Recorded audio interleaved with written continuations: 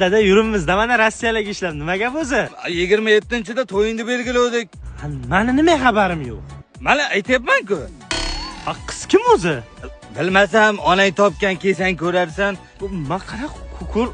Yana to'ying kuni kelib o'tirma, hay, ertaroqqa bir yo'nib po'nib, tovon-povaning qirib olarsan. Mayli bo'pti. Ko'rmagan qizga qanaqa o'ylanaman?